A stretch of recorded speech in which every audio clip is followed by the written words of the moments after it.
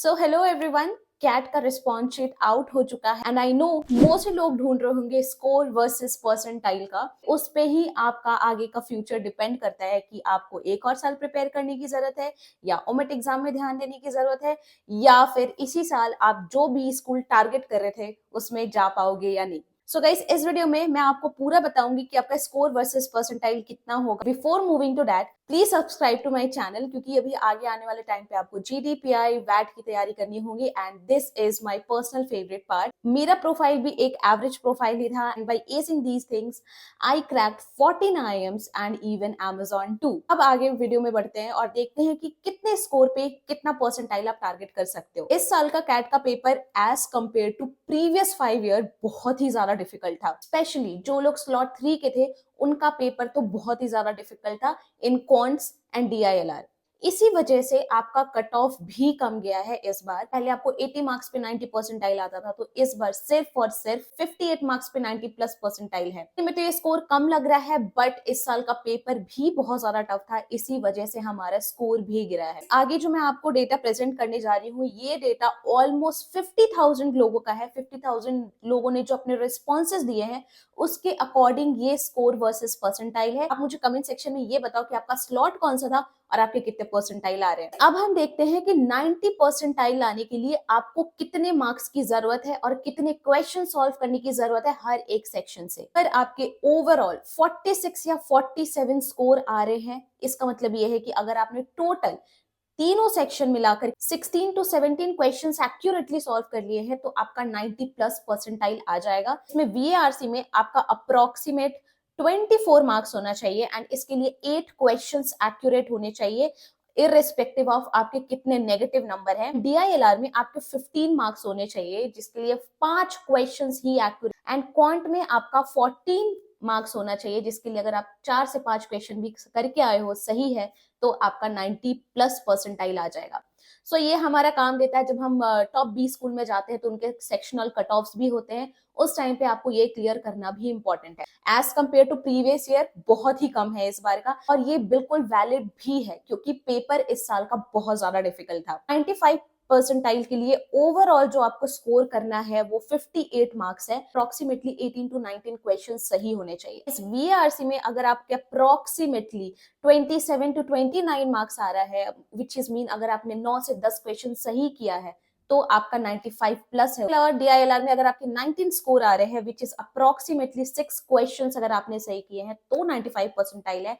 And quant में अगर आपके 18 मार्क्स आ रहे हैं मतलब अगर आपने सिर्फ 6 क्वेश्चन सही किए हैं तो आपके 95 प्लस परसेंटाइल आ। ये तो सेक्शनल कट ऑफ है बट उसके अलावा ओवरऑल अगर आप 95 प्लस टारगेट कर रहे हो तो अगर आपने 19 क्वेश्चंस भी तीनों सेक्शन मिलाकर के एक्यूरेटली सॉल्व किया है तो आपके 95 प्लस परसेंटाइल आ जाएगी। अब हम बात करते हैं 98 परसेंटाइल का कट ऑफ क्या है। 98 परसेंटाइल में अगर आपका ओवरऑल स्कोर 70 प्लस है या फिर 69 70 भी है तो भी आपका 98 परसेंटाइल आने के बहुत हाई चांसेस है जिसके लिए आपको एक्यूरेटली सिर्फ 23 क्वेश्चंस करने हैं।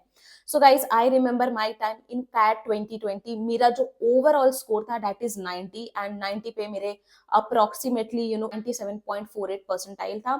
But this time only 70 marks पे आपका 23 परसेंटाइल है because of the difficulty of the paper. VARC की बात करें 34 टू 35 मार्क्स आ रहे हैं जिसमें अप्रोक्सीमेटली 11 टू 12 क्वेश्चंस अगर आपने सही किए होंगे तो आपके 98 परसेंटाइल आ जाएंगे। एंड DILR में 25 मार्क्स विच इज अगर 8 क्वेश्चंस आपके सही होंगे। सीइंग द पेपर बहुत ही ज्यादा डिफिकल्ट था DILR, उसमें 8 क्वेश्चंस भी सही करना बहुत ही ज्यादा टफ था। मैंने बहुत सारे बच्चों के रिव्यू सुने हैं, बहुत सारे लोगों ने बोला है कि हमसे 2-3 क्वेश्चंस भी नहीं बने।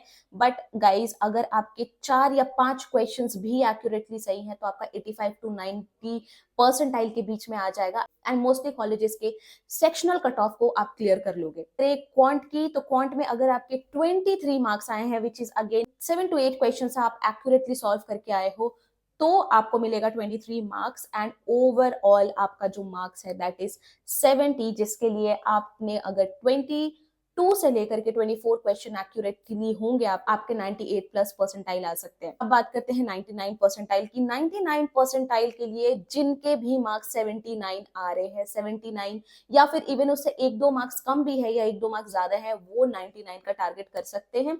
99 के लिए आपको सिर्फ और सिर्फ 26 क्वेश्चन सही करने हैं। अगर आपने इतने क्वेश्चंस एक्यूरेट किए हैं in spite of deducting all the negative marks, तो आपके 99 परसेंटाइल आएंगे।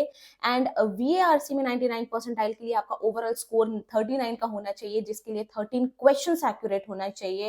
एंड डीआईएलआर में 29 क्वेश्चंस होने चाहिए, जिसके लिए एक्यूरेट क्वेश्चंस 10 होने चाहिए, which is again very difficult, क्योंकि स्लॉट 2 स्पेशली स्लॉट 3 की बात करें, DILR was like very tough, बहुत टफ पेपर था, आई नो दैट।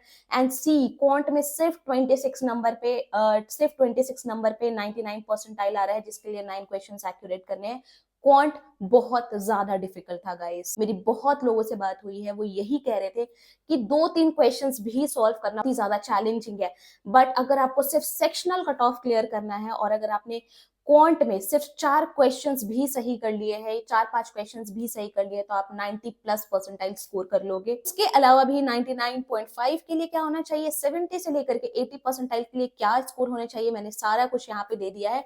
ये जो डेटा है वो अप्रोक्सीमेटली 40,000 टू 50,000 स्टूडेंट्स का है। कुछ चेंजेस हो सकते हैं, -3 का डिफरेंस आ सकता है, बट अभी तक जो डेटा है उसके अकॉर्डिंग स्कोर वर्सेस परसेंटाइल यही है।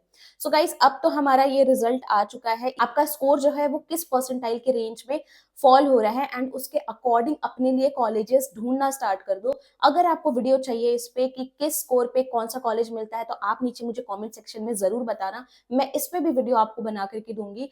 एंड साथ ही साथ अब बहुत ज्यादा इंपॉर्टेंट है कि आप अपनी प्रोफाइल बिल्डिंग स्टार्ट कर दो, जीडीपीआई की तैयारी स्टार्ट कर दो, कोई सर्टिफिकेशन करना है तो वो करना शुरू कर दो, छोटे मोटे लाइव प्रोजेक्ट्स भी ले लो। कैसे करना है, क्या करना है, मैं सारी चीजें आपको आगे आने वाली वीडियोस में बताती रहूंगी, जिसके लिए आप प्लीज मुझे सब्सक्राइब जरूर कर लेना। ऑल्सो जो लोग जैट की तैयारी कर रहे हैं, आप कैट का जैसा परफॉर्मेंस होना था हो चुका है।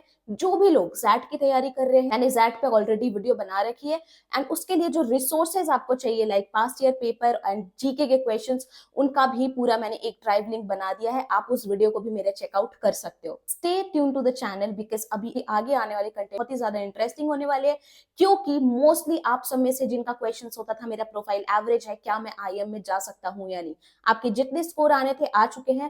अब आपको प्रोफाइल बिल्डिंग पे काम करनी स्टार्ट कर देनी है, क्योंकि अभी तक आपने सिर्फ आधा रास्ता ही तय किया है, अभी आगे की आधी जर्नी बाकी है। सो मिलते हैं अगले वीडियो में। Till then bye, take care and keep rocking it guys, keep preparing hard. Bye.